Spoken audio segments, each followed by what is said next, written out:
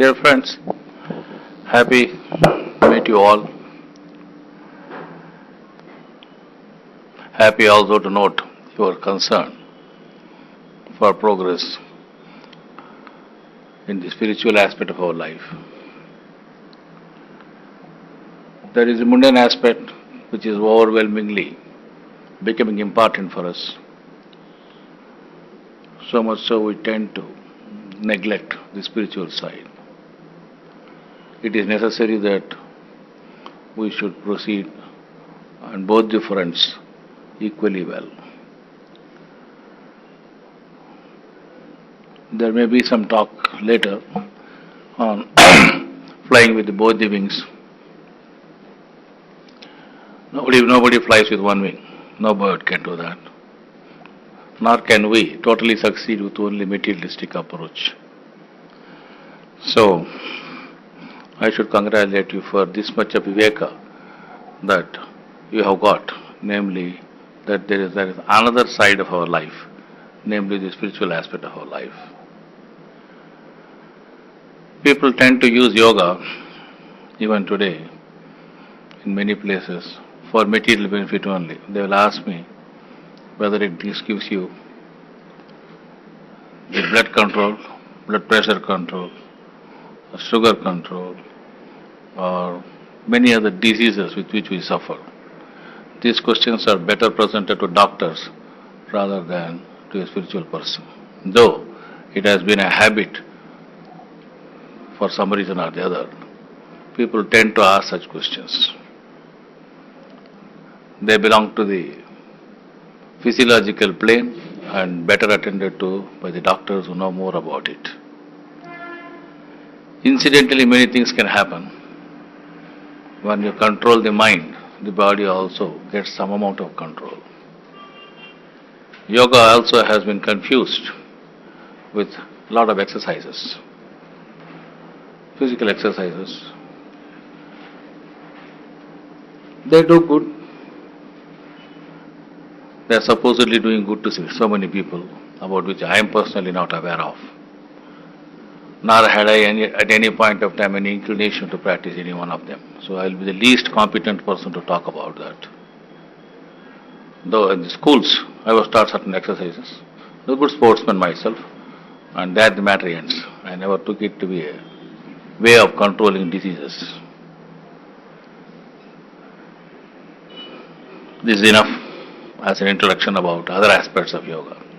We are talking today about the efficacy of Rajayoga. By now you have been introduced to the subject of Rajayoga as a means of utilizing the thought force in us for union with the ultimate. Ultimate here means the cosmos, the entire life force, the entire energy. Some people prefer to call it divinity, some people prefer to call it God. I don't mind any definition you give for it, but there is a force above. We are not independent, we are interdependent. This is one fundamental truth that we have to learn in life. No person, however big he may be and however small he may be, can claim to be independent. We are dependent upon others, we are dependent upon the environment, we are dependent upon society. There are various relationships and the matrix is really very, very complicated. So if any person says that he is independent, we don't agree to it. The life force is there in all and in each one of us, whether it's a plant or an animal or a friend or a foe, it doesn't matter much. The same life force is there. There is a fundamental unity amongst all of us. Saints called it God. Some other people may call it by some other name. It does not matter much. God has neither a form nor a name. Call him by whatever way you like. It is what he is. He is just what he is. That is that. That's all. Om Tat Sat. That's all. There's nothing more. All other things are our relationships which we feel. As we feel with so many people, so many relationships, again go on changing our relationships with them, again rechanging them. Attitudes do change to you, towards every person. A person who was a friend yesterday becomes all of a sudden somebody neutral tomorrow, and day after tomorrow perhaps inimical to your interest. These things do happen. Relationships vary, but the essence is always there. The essence of communication that is there between you and me is irrevocable. We always move in the same wavelength of divinity. There is one thing. Superficially, there are differences. Raj Yoga aims at arriving at that base thought which is there. This thought which is there, which is not colored with anything else, which we color. It is we who color the thought. The thought by itself has no color. Consciousness is always pure and simple. It is not tainted. It is not vitiated. It is in no way affected by any one of our relations or emotions. So what happens during our meditations is, when we try to meditate on a divine light, which is without luminosity, as the method is, I hope this was explained earlier. Divine light without luminosity is an impossible idea. We can understand light with some luminosity. We can think about some intensity of the light. We can think about so many things, color of the light. We can see the smallness of it or the bigness of it. But light by itself, without luminosity, if you can think of, you would have reached the highest stage of consciousness. But it is an impossibility. As I repeatedly say, it's an impossibility. Mind is not capable of comprehending that idea. The very purpose of this system of yoga is to make you understand that ultimate is something that you will never know. It is beyond your mind. Your mind cannot reach. That is what the Vedas have said. Na tatra vaggachyati na mano na vijani. You cannot go there. You can't reach that. It's far beyond. Whatever you think, it is something other than that. Neti, neti. Whatever you say, it is not that. Something beyond. Something beyond. So this beyondness of the divinity is what we are trying to have access to. Because you have that in your heart. The mysterious thing is that which is far, far beyond us, our comprehension, is so near to us in our heart.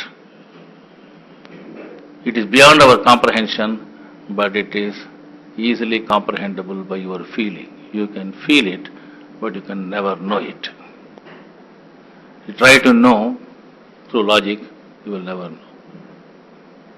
Nahi nahi rachyati dukrun karani. No vyakarna can help you, no grammar can help you, no logic can help you. You have to understand only through your feeling. God's language is feeling. God's language is in silence, not in words. So long as it's a word, it's already distorted. Whether it is our Vedas or whether it is our Bible, it does not matter much. They are distorted. The original thing is the feeling. The feeling you have. That is why Nistrayagunyo Bhavarjuna, Vedaha, Traigunya Vishayaha, Nistrayagunyo Bhavarjuna. You have got to go beyond. That is the call of God. The point is, God is beyond the Vedas, the word. The essence is something that defies any structure. Any structure you try to give for God is something that is limiting God and chaining God in bondage. That which is free can never be bound. God by definition is free. Energy by definition is free. We can bind it in the form of electricity, in the form of magnetism, in the form of light, in any form that we like. But energy as such is something far beyond this. So this is a feeling that you have got to have. So when you start meditation in this system, the first thing that happens to you is that you become aware of the vibrations of the ultimate consciousness. That will be the first. I don't know whether you had already you are sitting. When you have your sitting, you will feel. Some of you will feel vibrations. Some of you will feel calmness. Some of you, as usual, will feel enormous noise outside and inside. How is noise outside? You can't help it because it is there in the road.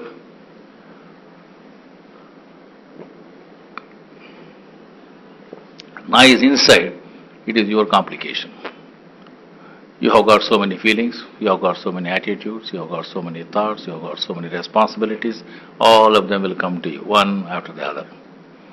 You try to sit down in calmness, you will find all these things coming together. You engage yourself in some task, all of them seem to disappear almost because you are task oriented. Since you are task oriented, your mind is only on that. When you try to empty yourself and then sit somewhere, all the thoughts will come to you, bombard you. And that is the nature of vacuum. Please note it. Vacuum is such, when you try to have vacuum in some place, all the air around you, try to enter that. You must be knowing that famous experiment of trying to heat up a tin, and then as it becomes, throws out the air, hot air goes out, put a cork, and then the shape of the tin is lost.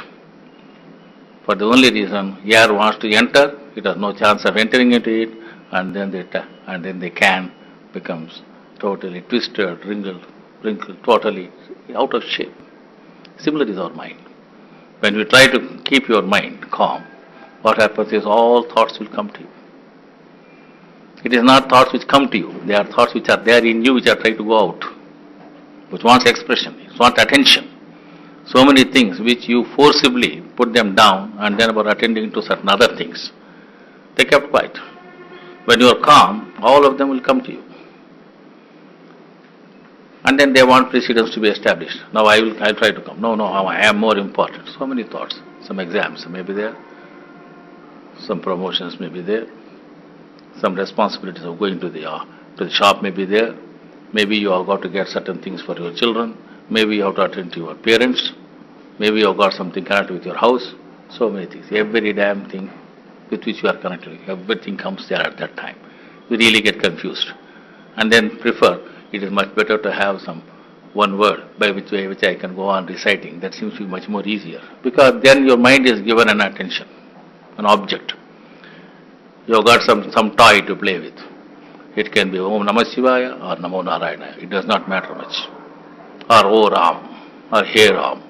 Whatever you choose, your mind is going to a word, and then it is definitely absorbed in that because it is given a toy. In the other case of meditation, where you are asked not to think about anything and think about a divine light which you cannot think of, and then you get confused because the mind gets filled up with all thoughts. It just rushes in. Now we say to you at that time, try to be as indifferent to it as possible. Don't give attention to it. Treat them as uninvited guests. Easily spoken, easily said. It is very difficult when actually you practice. I won't say it is too easy. I won't say it is too complex. But first you have to learn this. Learn to ignore. Learn to ignore many things because you know that is not what you are seeking for. For that you have got to learn two attitudes. One is you have got to be attentive, and secondly you have got to be alert. Alert to the moments of silence that comes to you, attentive to the moments of silence that comes to you. It is just like a person who waits in a bus stand for a particular friend. He is to pass by that place, and so many people go in the road, so many cars go, so many buses go, so many taxis go, and you are not going to attend to any one of them. You are waiting only for your friend, and your mind is only for him. It is attentive towards him, and it is alert for his presence. You just don't bother about anybody else. Similarly here, when you are in meditation, please develop this attitude. If you develop this attitude, you will be in a better position to meditate for long. Now, as for the actual process of, As for your actual process of controlling of mind, there will be another talk on this subject where they will be delving deep into the subject. Now I am asked to talk about the efficacy of this system. The efficacy of the system is first, two things have to be taken into consideration. One is your own effort, and there is the help of the master in your meditation. I can say with enormous confidence and practical knowledge about it that this is the only system where we give the assistance of the master throughout your progress. This does not start with a course and then end with giving a mantra after some time, nor by prescribing a method at a particular time, but it is a continuous lifelong association that we seek with you, because you are seeking lifelong association with the Divine, and the Divine must help you throughout. We ensure that you feel the presence of the Divine till the end. This is felt by the Pranahuti, about which Brigadier Krishnaya has talked to you just a few minutes back. He talked about it.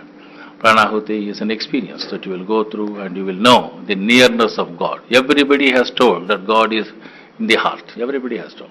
There is no exception to this. But to make you feel that calmness, even momentarily, was something that was not there in the earlier periods. Here, because of the influx of Pranahuti, you do feel that, and it is for you to feel and practice. So that aspect of it is to be taken into consideration when we discuss the efficacy of Rajayoga in this system. I have a board here, okay. Pen ekkada undamma? Akkada pen unda?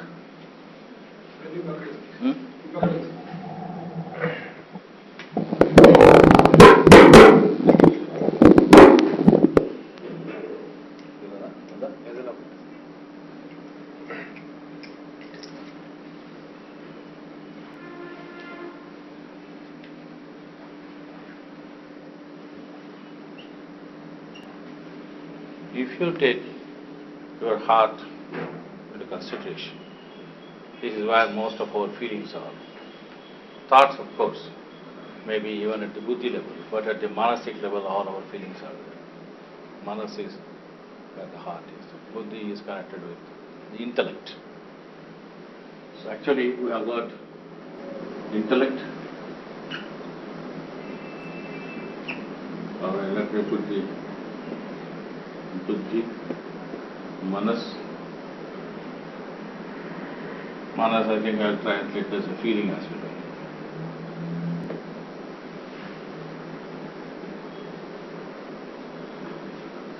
Ahankar, ego feelings. Ego, I would replace it by I feelings. And chitta. There is no equivalent word in English for that, so far as I know. You may use anyone you like. These are all the four components of our mind. This is connected with our school subjects, A plus B whole square. Right? All such knowledge, you can put it straight into that. There's no consequence. There's no feeling connected with it. It's something, some mathematics, 1, 2, 3, 4, whatever it is. You know that, you don't know that. People perhaps nowadays recognize people only with this capacity, ignoring the three more. The self-respect aspect of it, these things come here actually. Self. Then the manas is predominant feelings of your body. This is what is guiding us. It is only for satisfying the parents' interest that we go for some course. My father wants me to become an engineer, therefore I become an engineer. My father wants me to be a doctor, I go to a doctor. Because why do you do these things? My wife wants me to do this. Why do you do this? My husband would like that. Most of our actions are governed by this. If you see this, our feelings are directed towards the lower portion. Lower portion means actually your physiological drives of food, water, shelter, our thoughts, our feelings are invariably connected with all these things. Either one of these things. If you can just check up your present state of mind, your thoughts will be connected only with this. And getting for getting food, you do your job. You have to. Everything is connected with this four. As on date, majority of us are governed by this, and perhaps will ever be governed by it. There is no way out of these things, because so long as life is there, the principle of life depends upon this.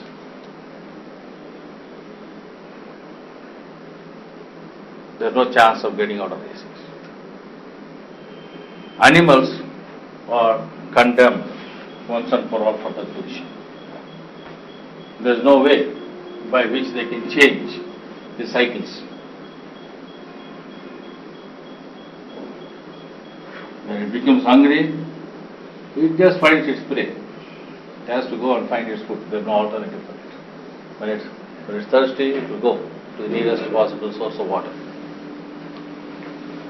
When it is on season, it's on heat, it will definitely find its mate. There is no way out of this. There is no chance for an animal to come out of it.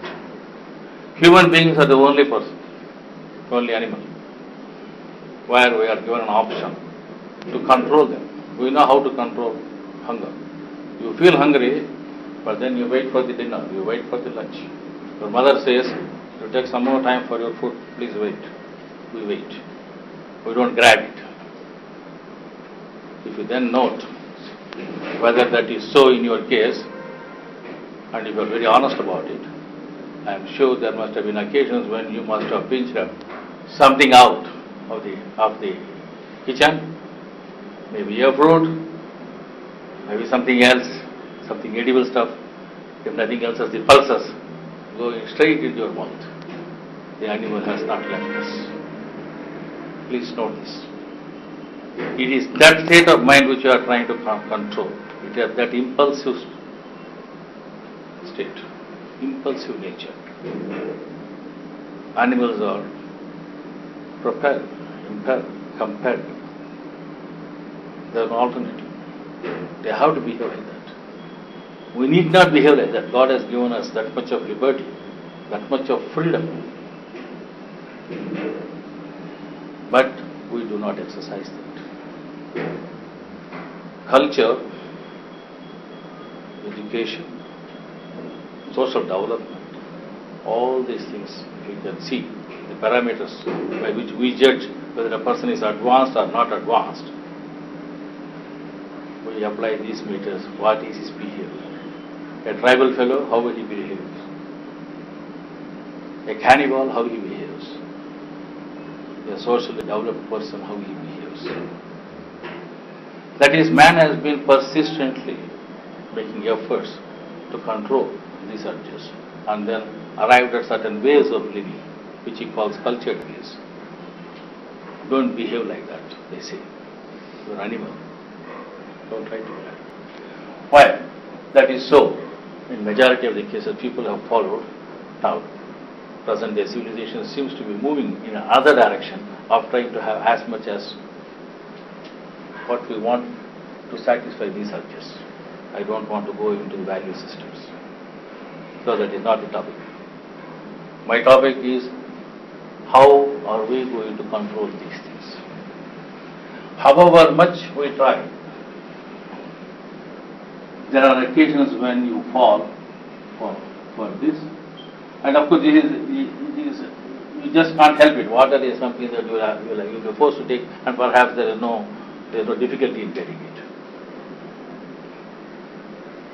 And this one also, you become slaves to it. That is why these two things have been taken, extraordinary attention has been given to it, the tradition, and they say you must know how to control this. The consequential feeling that you get is when you are asking for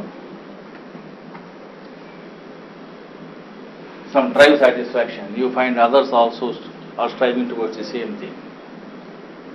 And there's a conflict.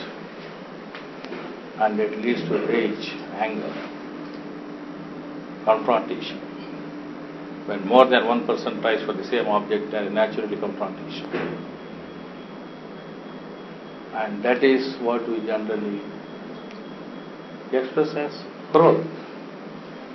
One is the calm, another is the growth. So these two things are the two essential factors we have got to control.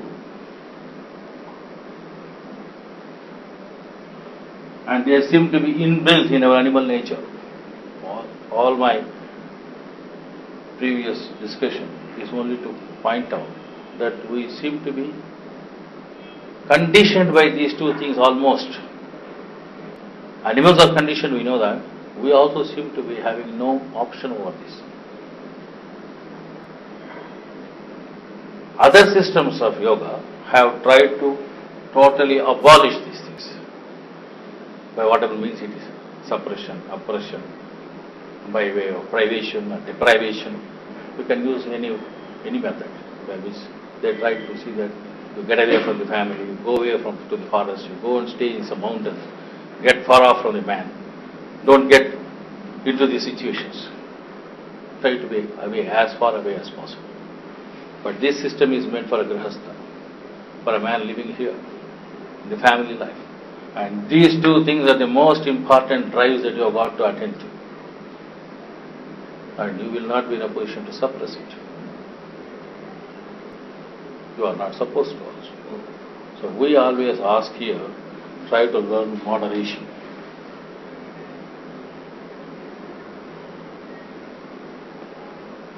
Let the impulsiveness go and let some sanity be there. The institutions of marriage were established only for this. And the institutions of justice were maintained only for this. So that we don't come out. Social solutions.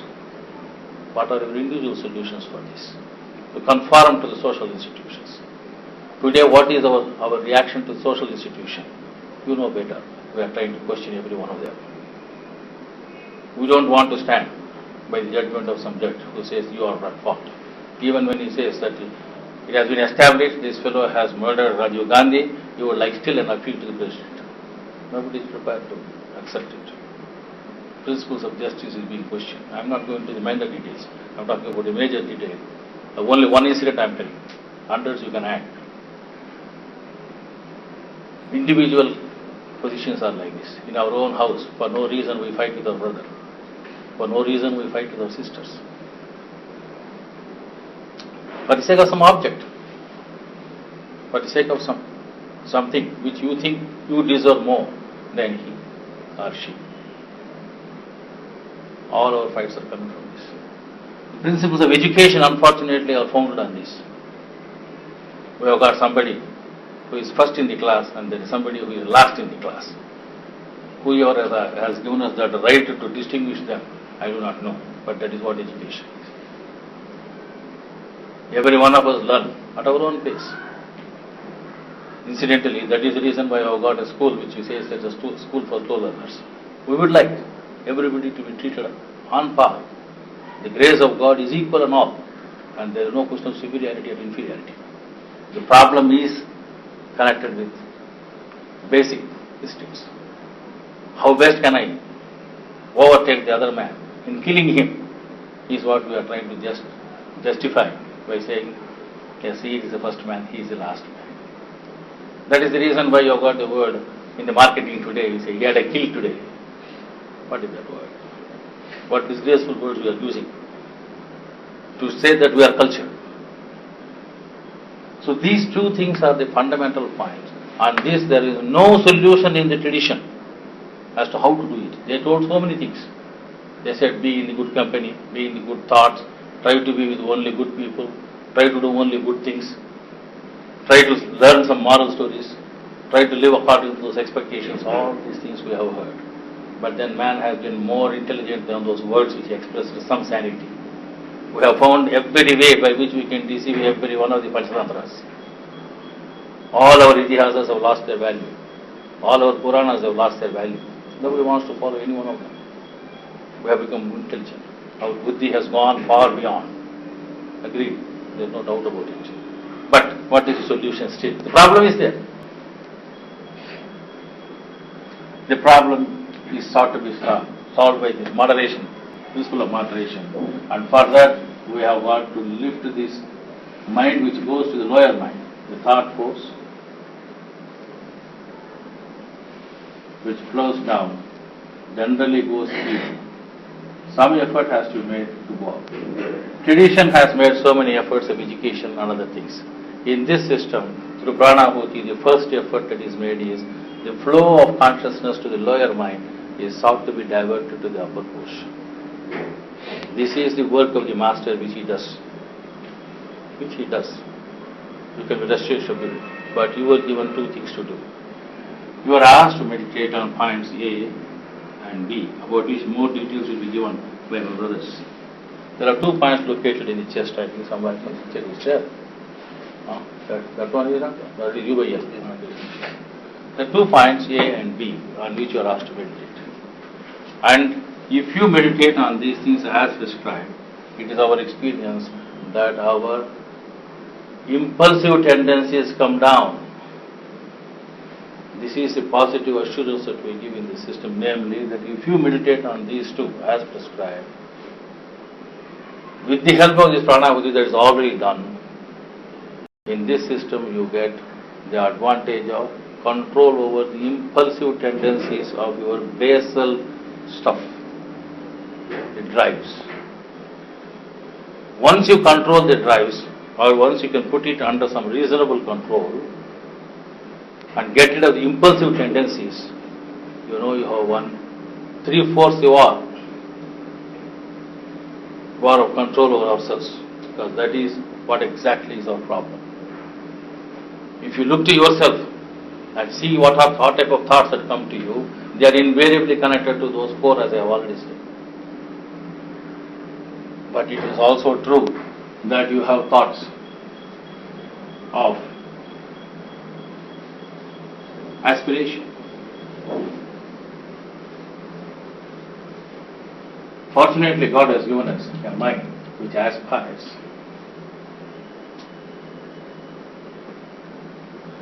Aspiration is a word that is applicable only to the human level.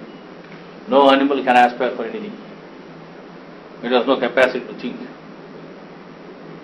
Even in certain forms of thinking that is there, in some animals like chimpanzee or a dog, they don't aspire for anything. No values.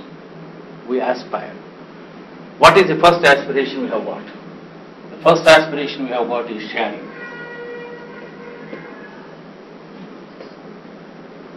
This as an instinct was already available. This as an instinct is already available in the case of lions and similar prides. They don't eat the food alone, they share. There are animals which share food. There are animals which will not share food. Sharing is not a principle that we accept as aspiration. Just like that, there are animals at the lower level, but instinctually they will give. I am not talking about the mother's love, which is common. Mother's instinct is entirely different. But this instinct of trying to share food with others is what we have learned with such animals about. That is the reason why we say a lion is the king of animals. Nothing is. There are many, many more powerful animals than lion, which can kill the lion also.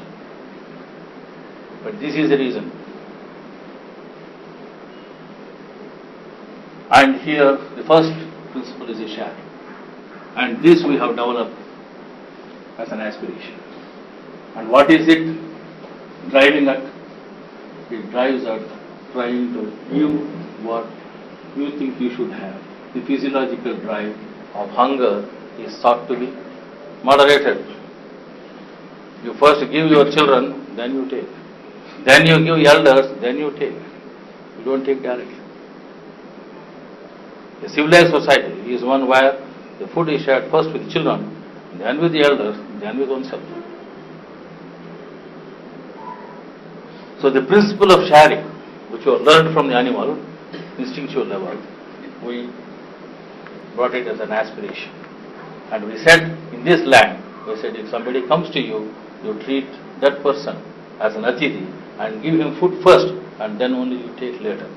A value which we seem to have almost forgotten today, for whatever reason it may be, that is what it is. Even your relatives you are not welcome. And thanks to some certain amount of westernization, do not go to your house without information. And we say, if anybody comes to you without information, treat him as a god. You can see the difference in the value points of the two societies. One society does not want a person to come without intimation. Another society says, if anybody comes to you without intimation, treat him as a god. Right. This is another important thing that you should be very, very careful in meditation. In meditation, what happens is you get certain thoughts, totally uninvited. You have got all sorts of thoughts coming to you, and all of a sudden some thought comes to you. That thought is God, ungodly. But we are the first person to miss it. We always will miss the Atiti. Uninvited guest is God always. It is from the Adhyatmika point of view, our people have brought in that tradition to the what we say, the mundane level, day-to-day life. They brought that concept of Atiti. Because the Atiti comes to you more in meditation than elsewhere. There are more sparks of divine during meditation than you can think of, or you can dream of. Because God loves us so much that He is always yawning towards you. He would like to enter into you. And the moment you create a vacuum, He is prepared to fill it. But then we are so attentive to other things, like our going to the market, which takes precedence over our attentiveness to this. That is the reason why we say that please be attentive and alert. Atiti can be recognized only when you are attentive. There are empty number of stories where people, when God has personally visited them, that the stories go, and this man said, no, I've got something else to do, and he forgot. He never attended to them. And it happened to be the wives of some saints. The lady received a guest. It's God Himself who comes, and then she does not recognize him as such, because he came uninvited, uninformed. He came, and then it was left to the saint to recognize later. And poor man, he said, you are more lucky than me. You have seen the God and I have not. So the stories go. It is for you to, these are common knowledge you should know, you should be knowing. My point is, the sharing as a principle develops.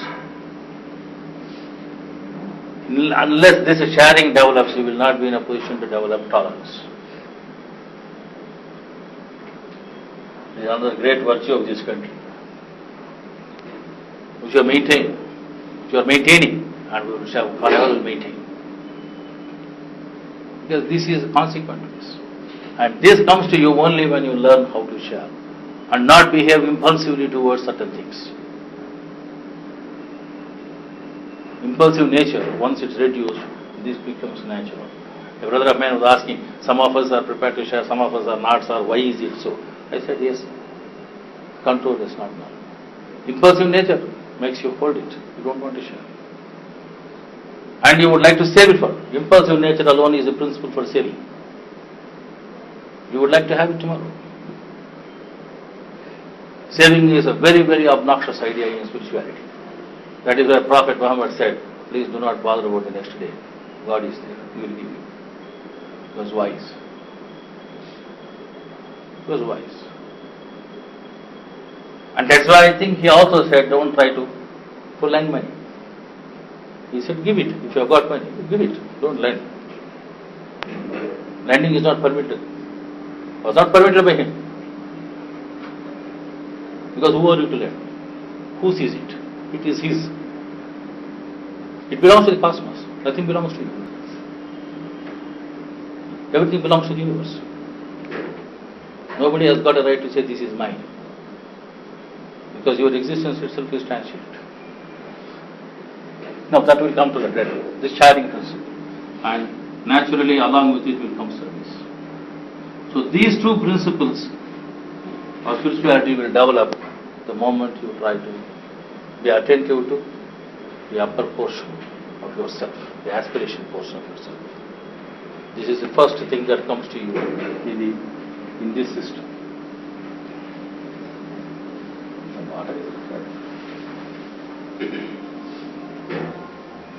Or perhaps these things are not supposed to use for this.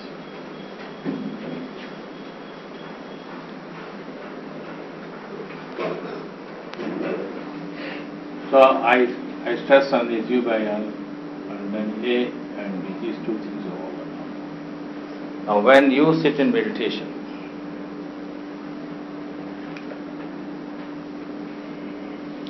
thinking that there is divine light in the heart.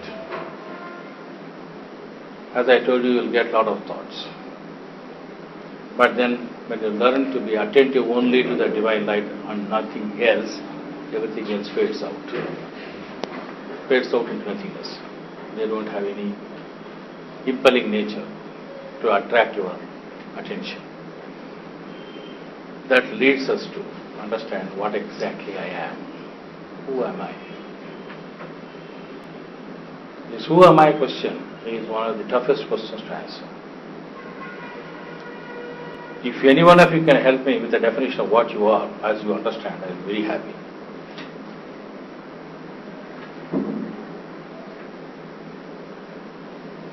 You can at best tell me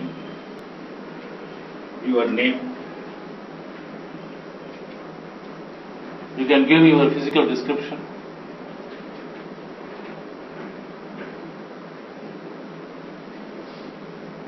Your status, financial,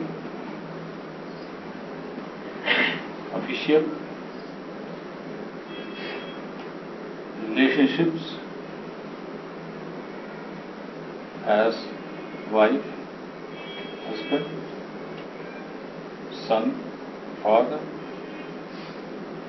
so on and so forth. You exclude these adjectives and tell me what you are. Kindly exclude these adjectives for yourself and then tell me what you are. You are none of these things, right? I have at least 3 names. One name is Narayana. The other 2 names also were given to me. Most of us among the Hindus, we get more than 1 name. Physical descriptions, I am not the same physical body from childhood. You can't give that. The weights vary. The complexion varies.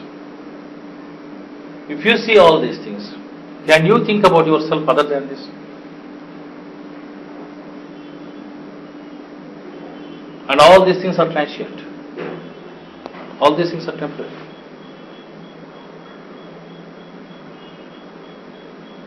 You are a son one day, you are a father today, you are a grandfather day after. What are you? What are you? In relation to somebody, you are somebody. What are you?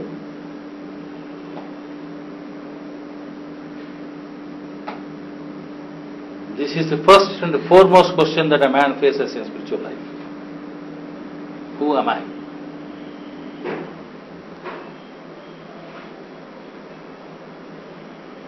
And if by God's grace you have already got into the principle of sharing and service, then you will know that I am a person to share, that I am a person to serve. Other than these 2 things, there is nothing else that is permanent with you. These 2 things are permanent with you from your childhood. You are somebody to share, that you are somebody to serve.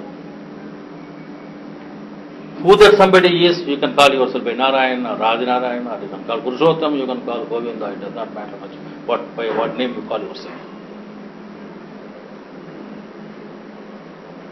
But your essential nature is one of sharing and serving.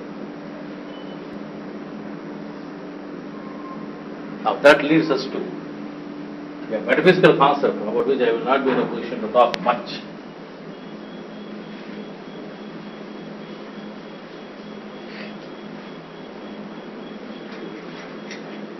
God in essence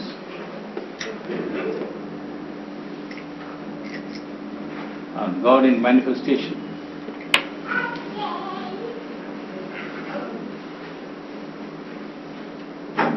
God in essence talked briefly earlier, saying that there is no way of knowing Him. He is beyond our understanding.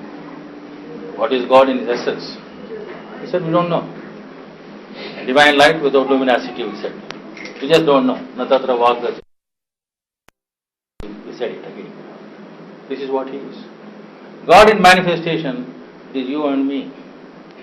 It is this tree. It is this mountain. It is this river. We are the manifestation.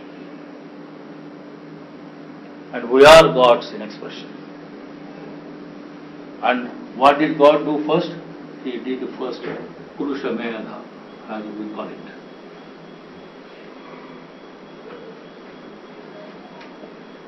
The Purusha Sukta of the Veda is the most important one, and the first one that is stated, namely God has sacrificed himself to come into manifestation. It is God who sacrificed himself to come into manifestation. He ceases to be his essence and he wanted to be his manifestation. And we are all he. And what is this principle here?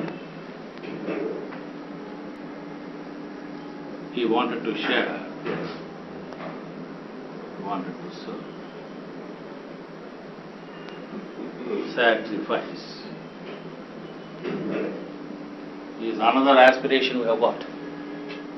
We have got to sacrifice. Mother sacrifices. Instinctually, you know that. Mother sacrifices a lot of her interests for the sake of the children. Imitating the mother, the father also sacrifices. Imitating the mother. He learns the value from her. It is a mother who tells you got to attend to the child more. It is time to educate.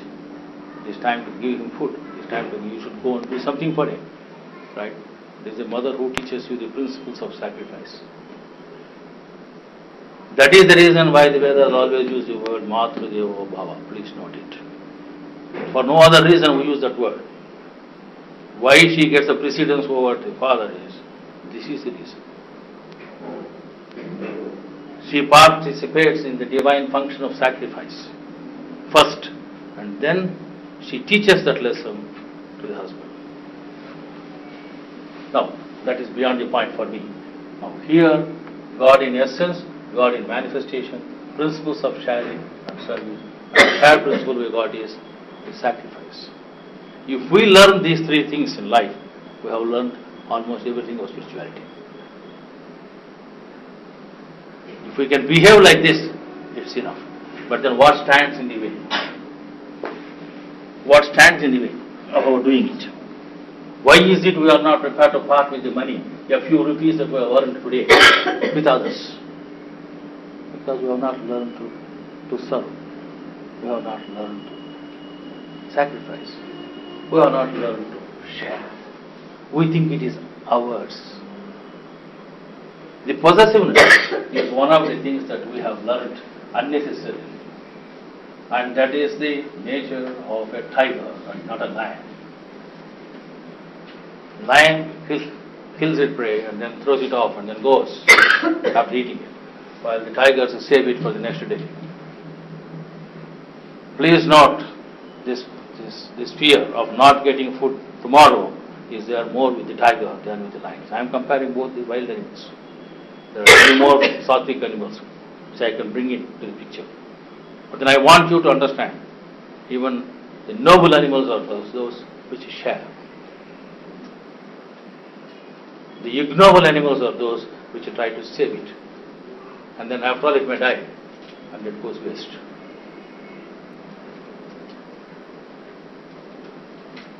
పాముల కిరవైనట్టు పాములు తగన్ హేమము కూడబెట్టి భూమీసును పాలు చేయడు దదరాసుపతి. That's what happens. Don't share. Keep it somewhere. It's just like that snake.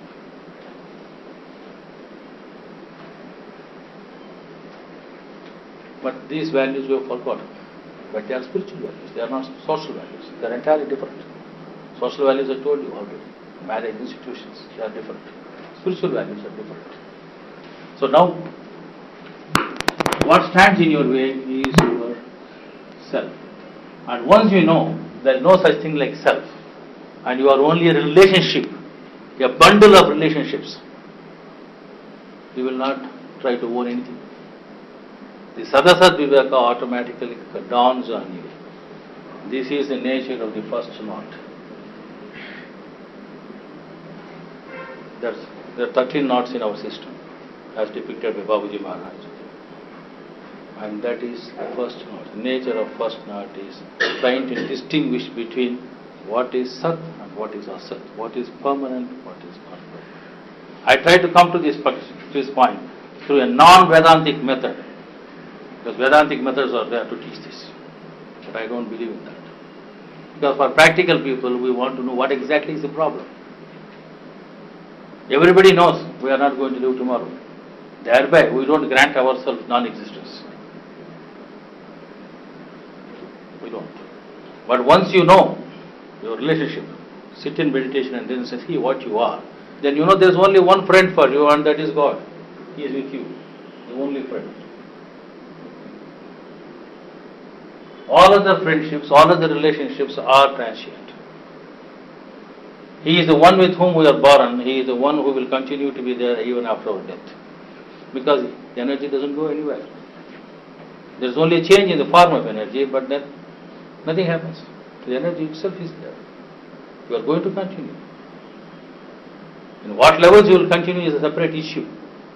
But then we will continue, because matter can never be destroyed. Energy cannot be bottled off. Your energy will continue to be there. So those people, present morality, which is governed by the thought that after our death nothing is going to be there, and does not matter much whether I exploit the other person or kill him or do whatever I want with him, is wrong. Because he is going to continue. You can't help it. It is the nature of energy to continue. Matter can never be destroyed. Energy can never be destroyed. It is there. It is bound to be there. It will have its own effects. What it will be, on that there can be various ways of looking at things. But it will be there is a fact. To this extent you cannot deny scientific conclusion. So what I am trying to say is, this person, this energy, which has been there with me, will continue to be there with me forever. And this is the governing principle of sharing. If I don't develop the sharing principle, I am not going to be in tune with it. And why I am not able to share is because of my selfishness, self-centeredness.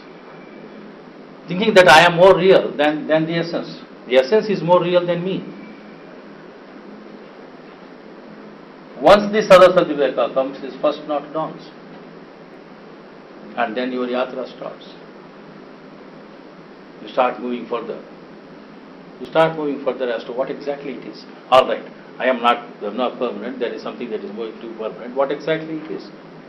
Then you start tending to develop, once the Sadhasa viveka comes, then certain amount of detachment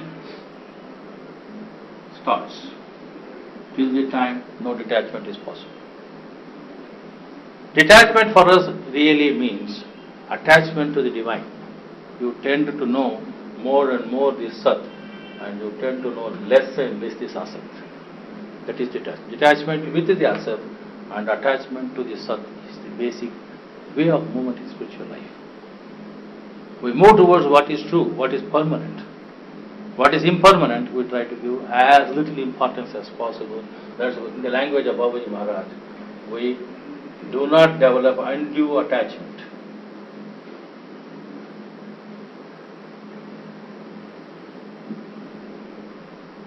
Due attachment is what we develop. Treat everything on its merits, not with any extra relationships. Relationships is what makes you yourself, as I told you. Because of those relationships, you have got this undue attachment. If you forget your relationships and treat yourself as the one who is connected only with God and nobody else, the truth alone will stay, and then you will have due attachment. Many Abhyasis have been asking me, sir, please tell us what is due attachment and what is undue attachment. Any attachment that you have got with reference to any relationship that you have got is only undue attachment. The only due attachment that you can have is with reference to Sat, the truth, the principle of divinity in us. This is a condition, and no amount of my explaining this system will make you understand what it is. Thank you. So this leads us to the first knot. First is Sadhasa viveka, and then you also understand that you have got to have only due attachment. You know the transience of your self, and various colors, various expansions are had. In all these things you will find again certain things you feel that you seem to be nearing that condition, Sadhasa viveka, nearing it. We seem to know that there is something like Sat and Asat, nearness.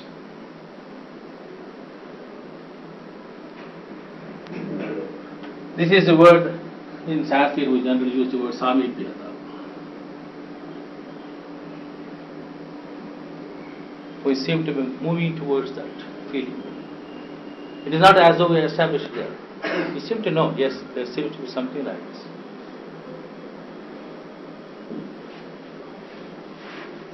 Then we enter into that. We enter into that state.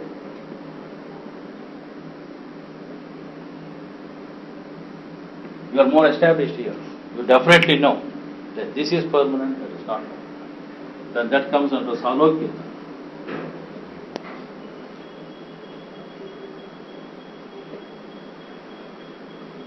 We live in that world. Start moving there.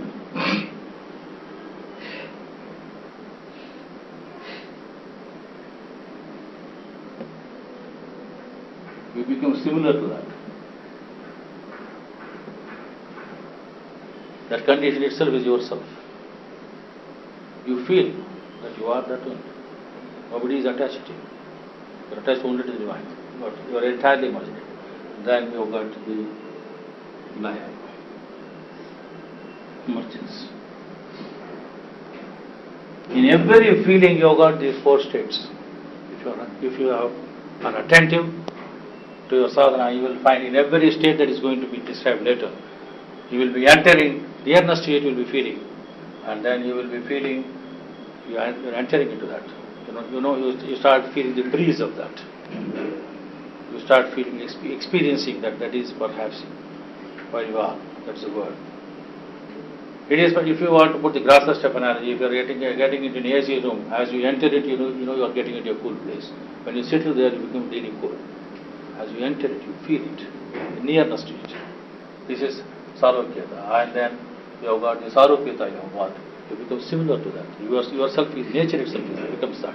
And then emergence. This emergence is a emergence not to be lost here forever, but to move on. We should move on to the next condition. Each laya takes us to the next stage. And that is one of the toughest problems we have got here. And why so many people who are viraktas, who have become sannyasis, who have gone to forests, who have taken to so many avadhut conditions, are those people who got stuck up in laya. Laya is really interesting. You feel one with it. You don't like to leave it. Laya is a condition that we would like to hold. But layas are at different levels of laya. And each one would like to hold on forever there. You are comfortable there. But then here in this system, through the Pranahuti, you are pushed out. You are really pushed out. This is one of the experiences of majority of your abhyasis who will say, sir, yesterday I had a condition where most absorbing, today I am again disturbed. Yes, you are bound to be disturbed because you are not allowed to have laya there. If you have got laya, that means you got stuck up. If you get a feeling of emergence and then say permanently in that state, that means you have got stuck up there. The journey is infinite. The yatra shall go, is anant. And then therefore, Master pushes you out of that state. So after the first two states of viveka and vairagya, the next thing is, as I told you, the problem of self gets solved. You now know it doesn't exist. You also know that none of it is yours. Then what happens next is, you start knowing your interdependence, with which I started the talk. Interdependence with divine.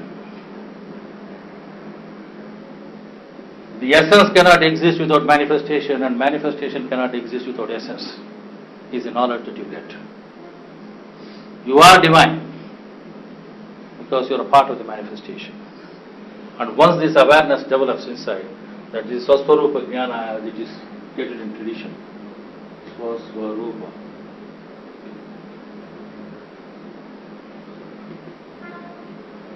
Once this develops, Swaswarupa Jnana develops, the amount of purity that you would like to have will get established more and more. Not that you did not like earlier. You had to have purity earlier. But then here, you will not allow yourself to become impure under any circumstance because you are afraid that you are making God impure. Your impurity is his impurity. Your defect is his defect. Your lapse is his lapse. Therefore, there cannot be any such thing with us. Perfection becomes our way. Whether it is in office or in house, whether it is in the street or in your prayer, perfection is yours. You feel the interdependency with the divine. That is the reason why many people, when they went to the second knot, the first knot is somewhere here in the heart, they can take third, fourth, five. It is the chest region if you take it. This is a wire.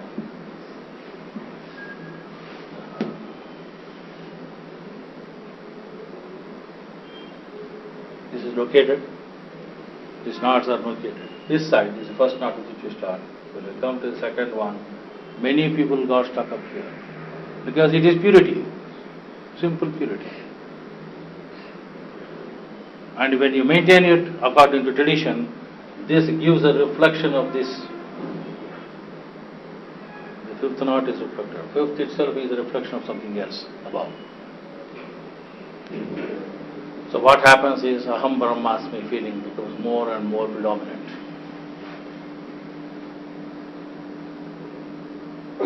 This thought becomes very, very predominant here. You feel that you are the Brahman. You are, but then you are not, because the stage is far off. Because of a reflected thing, the purity here is such, the reflection also is such. It's absolute reflection, if you can maintain that. This Swasura Jnana, which means the interdependence with the divine, becomes established in your heart. Or you become more and more responsible to the manifestation than what you were earlier. Because of detachment, because of the principle of knowing what is self but what is not self was there involved in the first knot, you were not all that careful about many minor details. You used to neglect certain things. We'll say that these things are going to happen like this. Now we will not allow such things. Purity will not allow such things. It will tell you everything is perfect.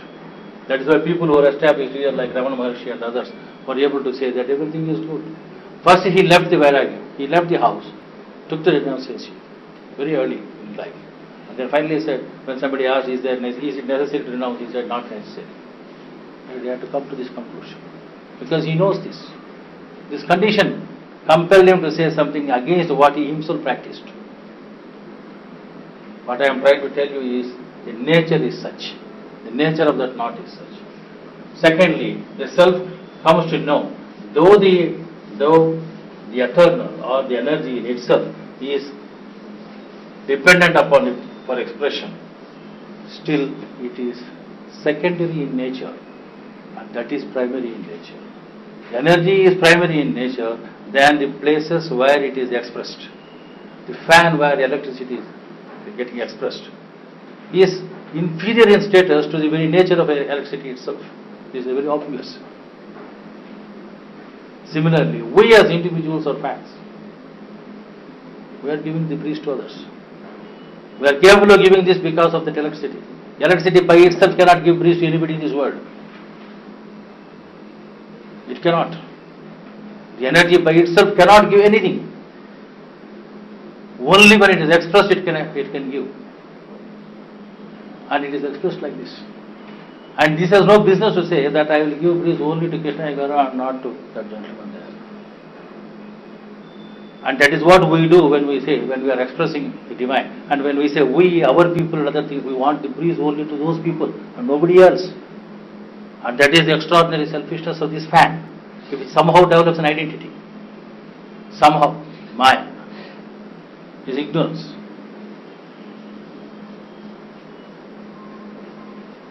Once you know that you are dependent upon that, interdependency develops to a feeling of dependency. From our point of view, God naturally feels dependent about us. Otherwise, He will not ask us to assemble here and talk. It is He who is talking amongst ourselves, who is asking us to know that what He is trying to do, because He cannot do anything. But dependency from our part is learned only when we come to the second knot. And this leads us to the straight path, or rather a steep path, towards devotion. Without knowing your dependency, there can be no devotion.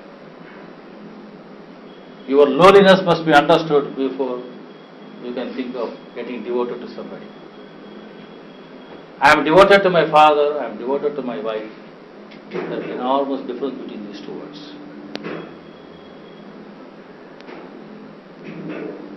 One is definitely far superior, another is only an equal co-partner actually.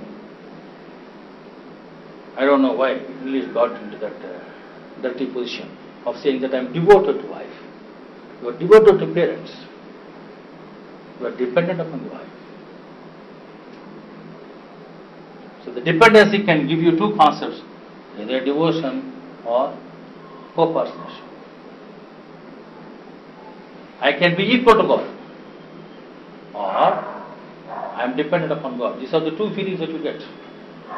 When you use the word Aham Brahmasmi, it's a co-partnership that we are talking about. I am equal to him. My wife, dependent upon him. I am dependent upon him, he is dependent upon me. She is dependent upon me, I am dependent upon her. When devotion, I am dependent only on him. He is not dependent upon me. I am not even aware of that.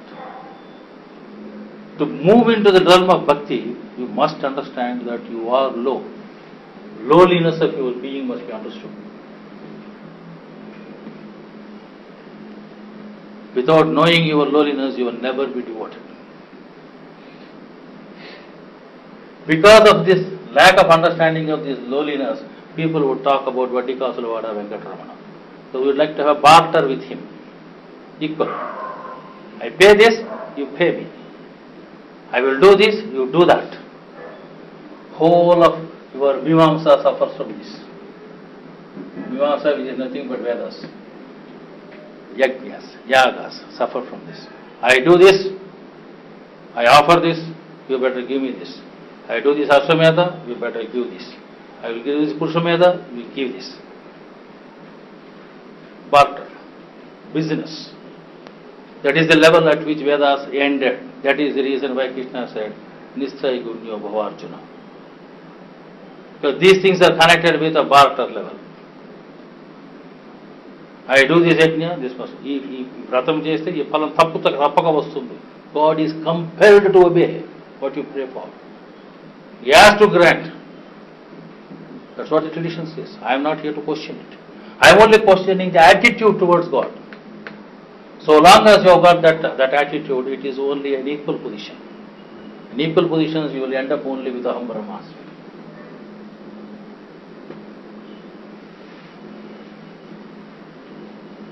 Aham Brahmasmi is a state of mind where you would like to say, I am equal to God. You are. None of us is less than that. It is God in expression alone who is here. There is nothing here which is not divine. There is nothing here which is less than divine. Yet, this divinity that is an expression, that is a manifestation, is dependent upon that divinity which is there above, far above, which is the essence. When I say above, I do not mean what you call it the spatial level. Above means something far beyond. Far beyond. I am not looking at the skies. Far beyond us. So once this dependency is understood, then only your devotion starts. This devotion starts here first. First is, I would like to have some wishes granted. You feel the dependency for granting of certain wishes. I would like somebody to get promoted. Therefore I pray for him. He is my son. Or he is my grandson. It does not matter much who he is. Or even for ourselves. I have undertaken this business, sir. I would like to have profit of this. So I pray. Pray to God. So dependency can be confused with a barter.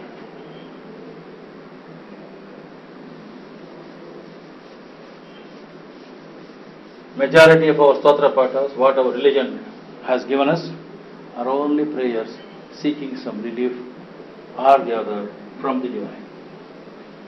Saying that we are dependent upon you, oh God, you are going to grant me. As against it, you would have noted already, our prayer says, we are yet but slaves of wishes, putting bar to our advancement. Thou art the only God and power to bring us up to that stage. We would like to go beyond the stage of wishes. We would not like to be confined to the wishes. We know that our wishes are due to our relationships. We know our wishes are due to our own actions. We know that. We come to know that. And that stage, that is the reason why from 2 to 3 it's a steep position. Second not to third not to about to understand these things. You will understand that whatever you are going through because of your own action. Because whatever you deserve, that alone you get. You will not get more than what you deserve. You will not get less than what you deserve. God as a samavarti comes to be understood.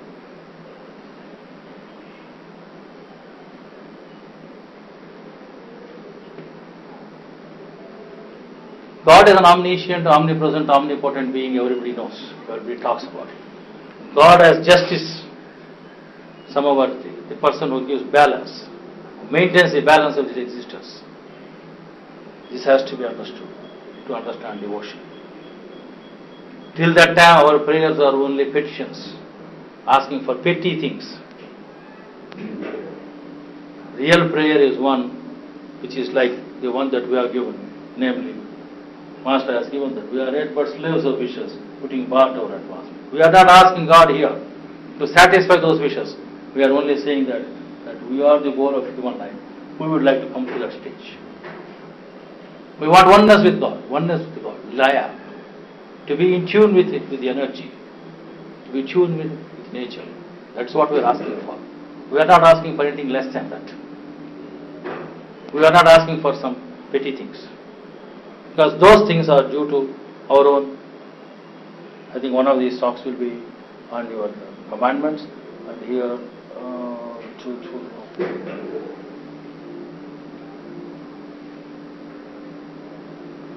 Be truthful, take miseries as divine blessings for your own good, and be thankful. You read this commandment, the interpretation given by Babuji Maharaj, you will then understand your true nature is to be dependent upon the divine. And then whatever he gives, you accept it. And whatever he gives is according to our actions. It is not an arbitrary God who gives us. You take this. You are my man, I give you more. He is not my man, therefore I am going to deprive him. God is not like that. God is justice. There is no partiality in the kingdom of God. No person is going to be treated with lenience simply because he says that Babuji Maharaj is his master. It will not happen. It shall not happen. If it happens, that is not the truth.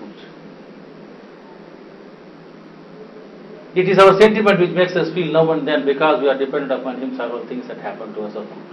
It's our sentiment. It is not reality. It is not the truth. We get what we should get. We will not get what we are not supposed to get. Karma phala is total. And this system totally believes in the unquestionable principle of karma, theory of karma, as properly understood. It is not the karma that it is God has given me this punishment. That karma is not what we are talking about. That karma is the prerogative of other religions. In this land we believe that God will give what is just. If I have done something, I will get accordingly. Praptam. Whatever we have done, equally to get. So this principle has to be understood. That will be understood only when you know that God is a samavarti. So when our petition mongering mind is accustomed to asking all sorts of things from our bosses for nothing, the same thing will not apply here, though he will try to apply it here. That we try to apply is a fact. Every one of us try to apply this. It's a pitfall in sadhana.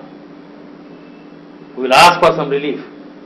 We will have some problem, some physical problem. You would like to go and then say, Narayana, you say that you are a person who has been practicing this. Why is it you have got so many ailments? Because I must have deserved it. When this question was put to Lalaji Maharaj, the founder of our system, when he was suffering from enormous pain in his stomach, and his own disciple was working on him, massaging him and all, and he shed tears, his disciple, seeing his suffering of his master, and he said, if I want to, I can get rid of it now, but I will not, because God knows what is best. That is the state of dependency. That is the state of devotion that we are supposed to maintain always. This is one of the highest states that we will be moving towards. So bhakti is not to be understood with praises and flattery. Flattery neither does good for the flatterer nor the flattered. It doesn't help anybody. But we think, and we are happy with flattery because it is so musical to sing those flatteries. Several saints have sung. I have nothing against any one of them. I like them also. Their songs are very popular today. And it is a song that is a popular and not the devotion. Please note it. What is more popular is what is appealing to your ears. The music is more important to us. The raga, the taga, those things are much more important to us than the content. Leave alone the God. Thought content, which refers to God, is that factor. What is engrossing us is this. He sang very well, sir, a beautiful bhakti song, but it's not a bhakti song, it's a song, it's a good song. Put it that way, it's fine. So this devotion becomes very, very difficult. Unless you know these principles, you will never be devoted. The next stage to which we move on in our state of mind is total dependency on the divine. This dependency is different from this. It's easier to move that way. This is tough first, but this is really tough, tougher again, very tough. Somebody accuses you in the street for nothing. You do not know how to react to it. He accuses you for no fault of yours. What will you do? You will say something in turn. Or you will say that this is the will of God. Would you say that it's what you deserved and therefore you got it? See the difference in what I am asking you to think. I may just ignore this. Put it other way. You are going in the street. Somebody in the bus spits on you, as usual in the Hyderabad nowadays. Still, old city, if you got that problem is there. You've got to be very careful about who is more attentive to the fellow in the bus than yourself. So he will spit on you. What is your reaction? Would you take it to be something that God has given you?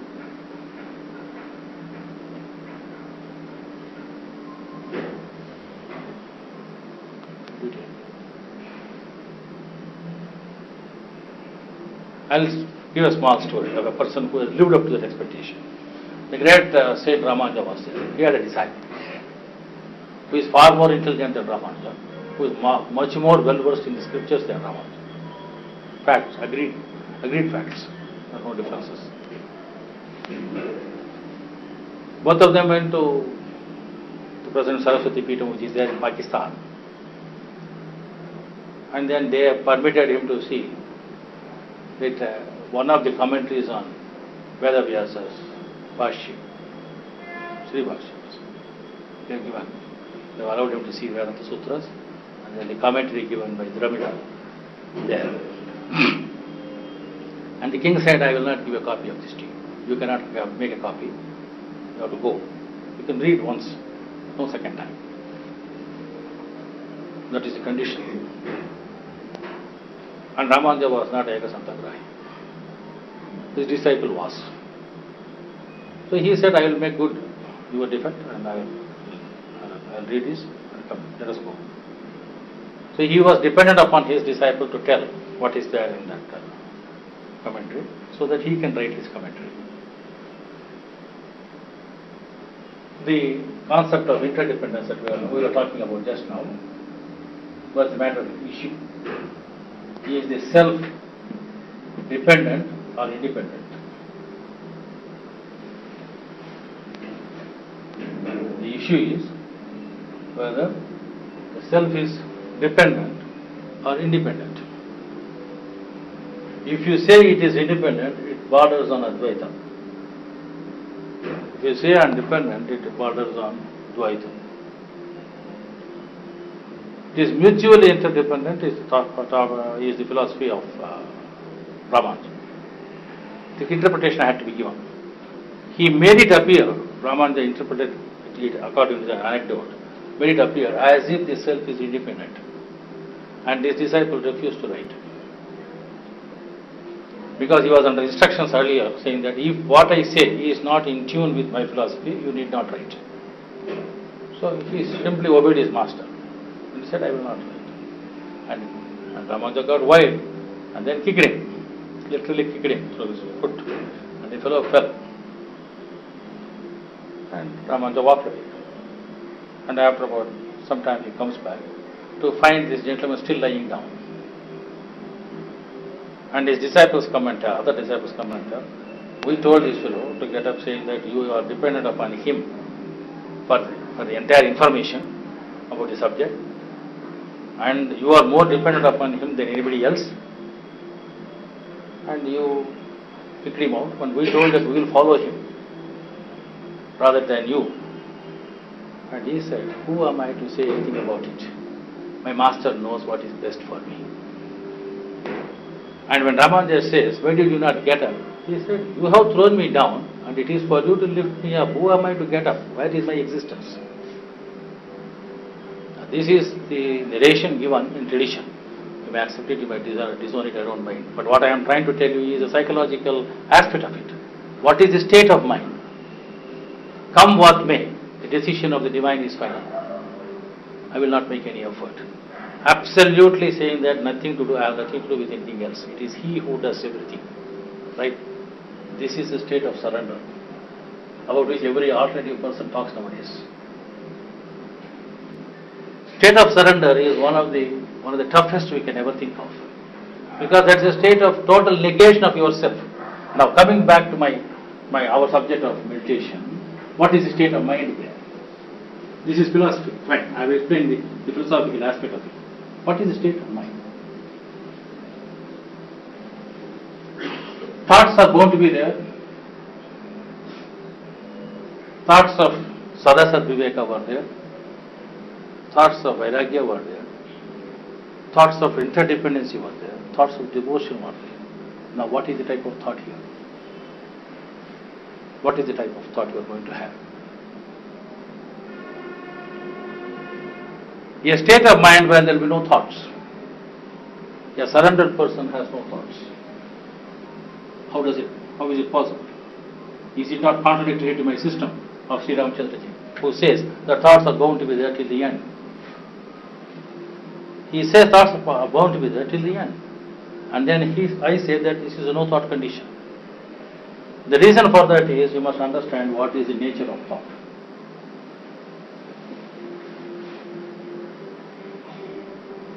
When any idea, any concept is not in tune with the divine, it gets thrown out. That is the origin of thoughts. Origin is when it is not in tune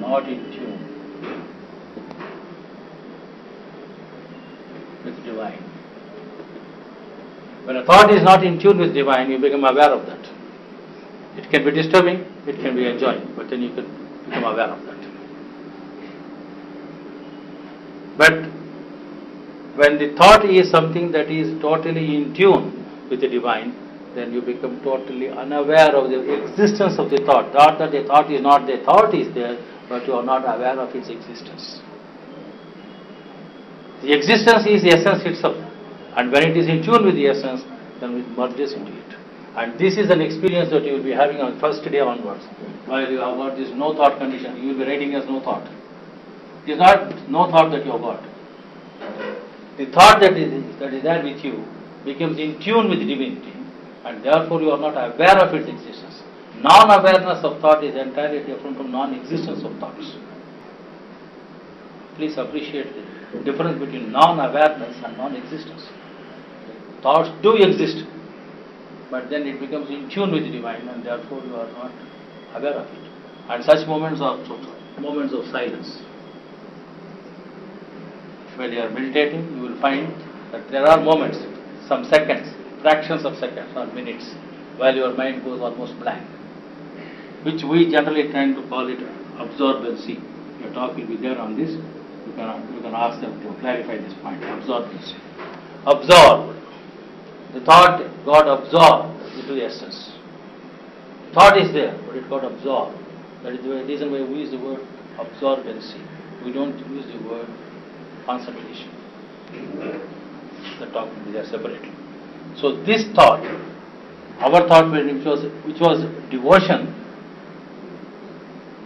when it matures, what happens is that God alone or the essence alone becomes most predominant, and then you become one with it. And when you become one with it, that is a state of Sharanagati or state of surrender.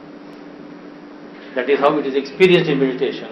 In action it has to be shown, and that is possible only through manana. All these conditions you must note. You will not have it permanently, and you will have it only during meditation, unless you remember the nature of those thoughts during other times during the day. That is the reason why people have got high states of consciousness during meditation tend to lapse to the lowest levels of conceivable.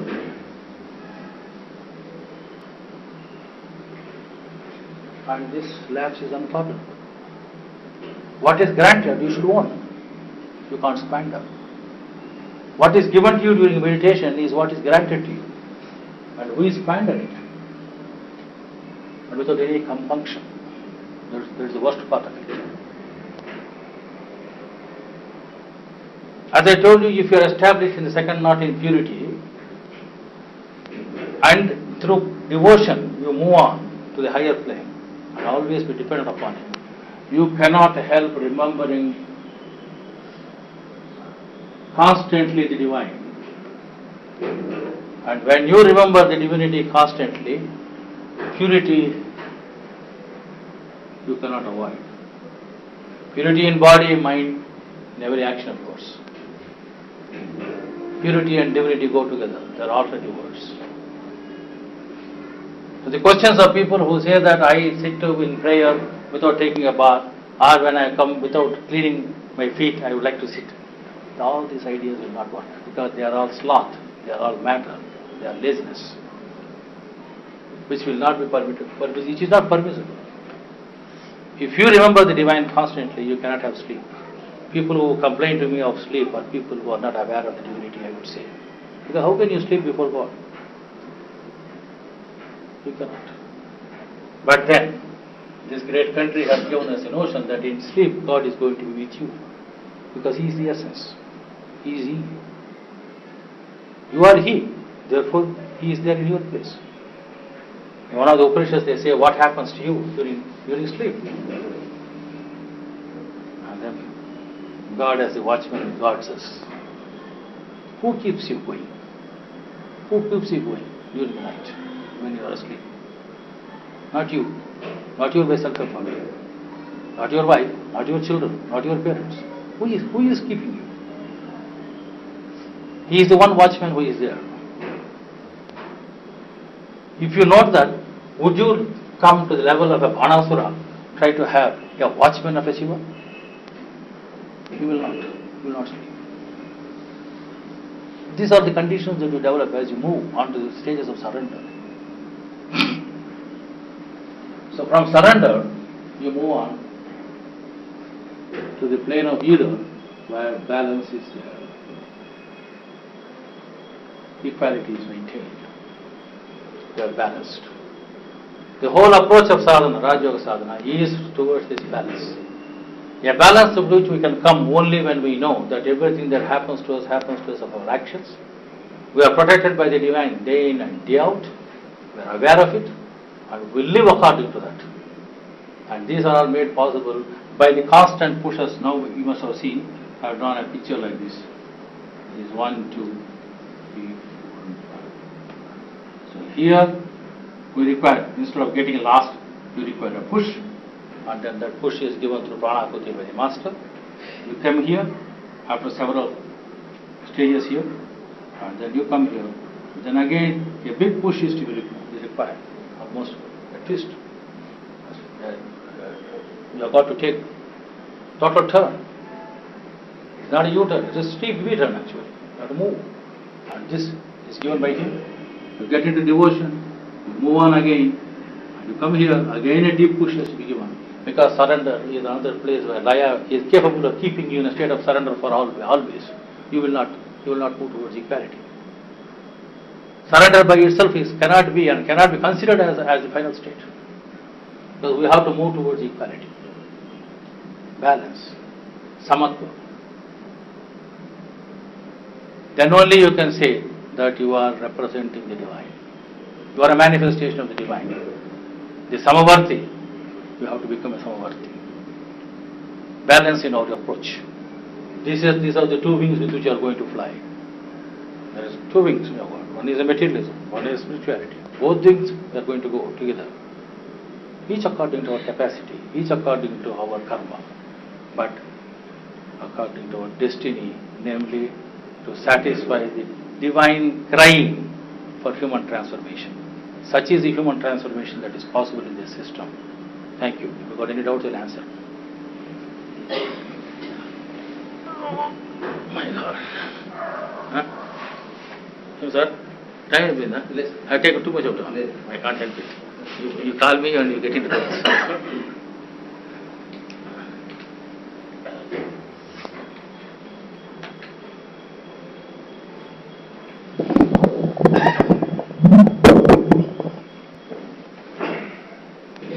Can you carry on? If they don't have to ask me, I'll keep quiet.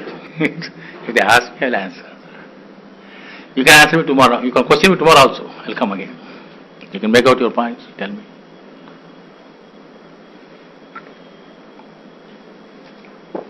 There actually, these are all the positions of the Pindidesh here. This system talks about points which are above. Up to this, even in tradition we have got. This is the Atma Sharira.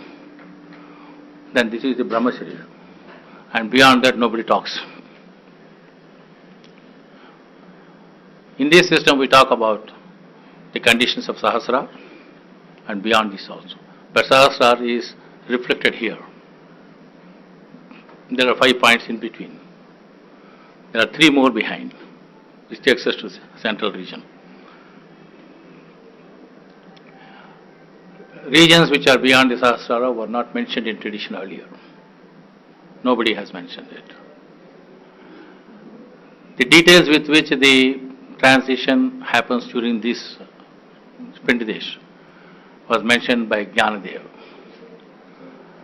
in his own way, in his commentary on the Gita. Jnanadev has written Jnaneshwari, a very very popular book in the Maharashtrian life. Jnaneshwari mentions that. 1 or 2 saints in the south have mentioned certain points up to Sahasrara. The paths are a bit different, but the conditions are the same. Why they have chosen that, I have no idea, because I learned them only through literature. I have not practiced any one of them. This one I have practiced. This much I can tell you, these are all the feelings we get. I have learned by practice that unless you do the manana, you don't want it. In the beginning, I used to think that by thinking about that condition, it will be enough. No, we should be doing the manana. Constantly we have got to do the manana aspect of it. We have got to think about it. We can't just take it for granted, because these are all conditions that are given to you and you have got to own it. It is just like a person who is taught the Sarigama Padanisa. So the octaves are taught, then one has to go and practice. Similarly, manana, one has to have it, develop it.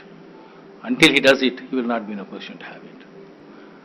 So in the presence of a master, you may feel certain things, but on your own, when you start feeling it, then you will become confident to talk. Yes, I am what I am. And you will see the change in yourself.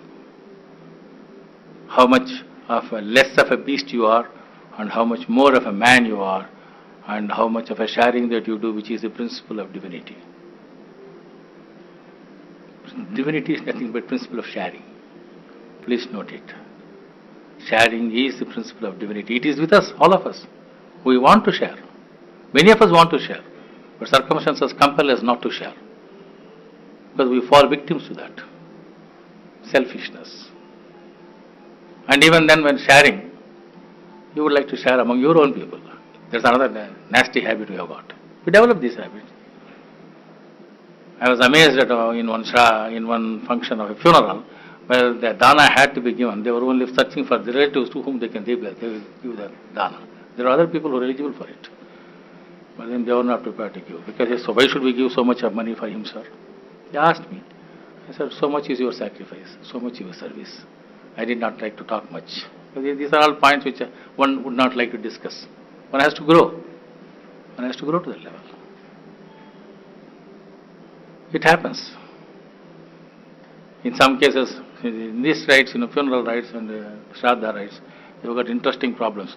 You have got to give some gold to some people. You have got to. There's no alternative to it. And when you give, you would like to give it to your own people. That's the misfortune.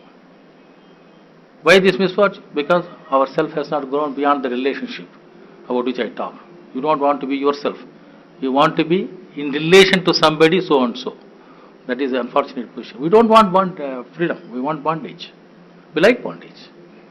And so long as people like bondage, there's nothing wrong about it. I would like them to have it also. Let them come to a stage when they know that there's no use in that. Anyway, these questions we can ask tomorrow. Any question you like, whatever I know, I will tell. Whatever I don't know, let us try to explore together. We'll find out. Thank you.